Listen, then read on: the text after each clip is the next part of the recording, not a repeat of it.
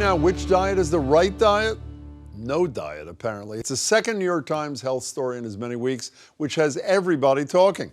First came the claim that a minute of hard exercise a day could have the same benefits as a more moderate 45-minute workout.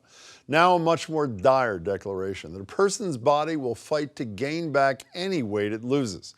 Source for the findings? The popular NBC reality show, The Biggest Loser.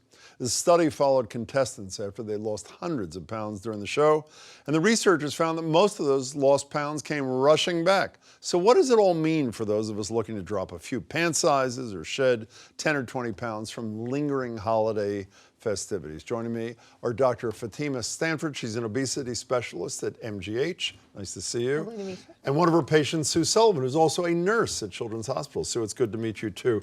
This is, to me, as a reader, really depressing. Can you give us the Cliff Notes version of what the scientists there were saying? So what this article really got across was that despite our really valiant attempts to lose weight through diet and exercise, no matter what we do, our brain wants to defend a higher set point for weight. It wants to be at that much higher weight. So we can do all of these efforts. Let's look at The Biggest Loser, where people are working out for 9 to 10 hours a day, restricting their diet. As soon as they're removed from that environment, their body regains weight, much to their frustration, and it's really kind of disconcerting. And they say, because essentially as you lose weight, I don't want to get too technical, your metabolism slows down, and you gain a little bit back, it doesn't speed up with it. Absolutely. So you're essentially, the great line, a horrible line, one of the weight losers, it's kind of like giving you a life sentence. That seems to me to be what this story is saying. That essentially, while we're all debating what's the best diet,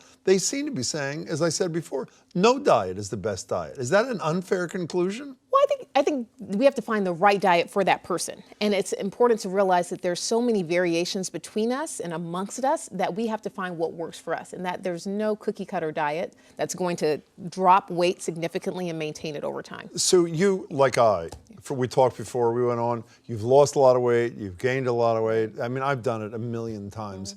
What's your experience been? I mean, you're a nurse at the same time, so you obviously know about this stuff. So what's your experience been?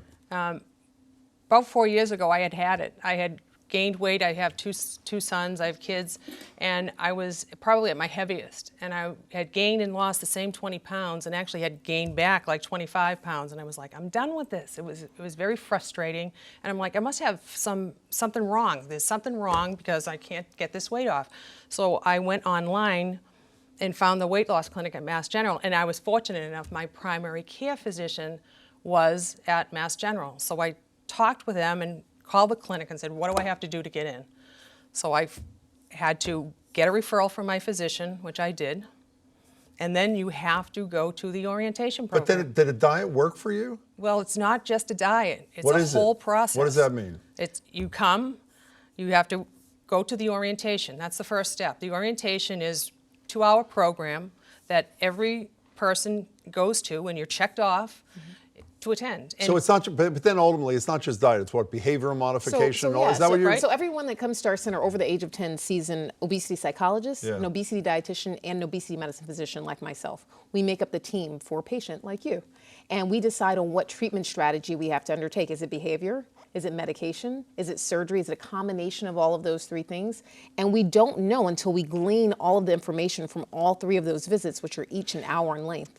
But all these Biggest Loser people had this too. And my only hope, I have to say, even though it sounds like things are working for you, reading this article, is that maybe where the scientists failed is when they're talking about extreme weight loss with absurd amounts of exercise. The Biggest Loser, what, 7 hours a day or something, that maybe what they concluded wouldn't apply to me or Sue, because our losses are, I disagree. It applies to us all. So let's just look at people that are within normal weight range. So I tend to be within a certain weight range.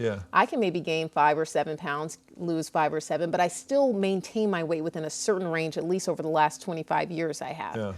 But I can say, hey, I really want to be that size 0. And my body's like, nope, it doesn't want to be a size 0. It wants to maintain itself within this range. So even those people that fall within this normal weight range have problems when they try to go below what their brain sees as the weight they should be. So as somebody's been struggling with this, again, as a nurse, so you treat people and you're a patient as well. Give me 30 seconds. What do you think the best course, in general, based upon your experiences? Then we'll talk to the expert over here. What is the best course? it's a lifelong change. It's every day you wake up, you have to plan your day. Everything you put to your lips, every exercise you do, every motion you make. Are you convinced you're not going to gain weight back because you're following No, this program? no. So it may happen all over again. Well, it's not going to happen to the degree that it happened before. I may gain, but I'm going to stop it and look at it and try to prevent it from Okay, happening. but so can we at least tell me so that people can get, if all you're going to do is read a diet book at home or buy one of the bestsellers, you're doomed. Is that a fair? Well, no. So some people respond to diet, some people respond to exercise, some people respond to Not changing according their to sleep. the story in the New York Times. Well, no, this is the thing. So there's variation. I've seen some people just, let's say, maybe make a change in their diet, and their body responds with weight loss that they can maintain over time. A small minority of patients do that. Same with exercise. There are other people that I may change their medications. They may be on a drug that causes them to gain weight. Just me removing that medication may cause them to lose weight and maintain it at a lower So range. can we get back to where we started, though, let's Doctor? go So back, you're let's go basically back. saying this New York Times story is full of it. I mean, No, I you think seem there's to be some validity. I think there's validity to Well, it they say because- it all comes back because your body essentially, it's like, it's sort of, your body knows here's where you're going to end Mm-hmm. up being, even if you're 70 pounds overweight. You can go down here, but ultimately your body is going to fight you back. It's going to fight pretty back. much that Now, vicinity. but let's look at the article. We had some individuals, most of whom regained their weight. We had one woman who Hundreds was of able pounds to, in some yes, case, yeah. one woman who was able to maintain one person.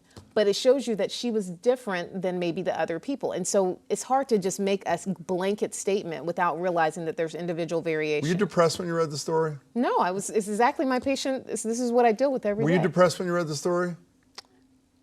I was wondering what did they do afterwards? Were these patients on medications? Were these patients Yeah. monitored? What were the other things? What happened to these patients After they that we left? didn't see? Okay, you weren't depressed. You were analytical. I was depressed. Doctor, it's a pleasure to see you. Thank you so much, too. Lovely- It's good to meet lovely you. to see you. Thank Absolutely. you Thank so you. much for your Okay, time. thank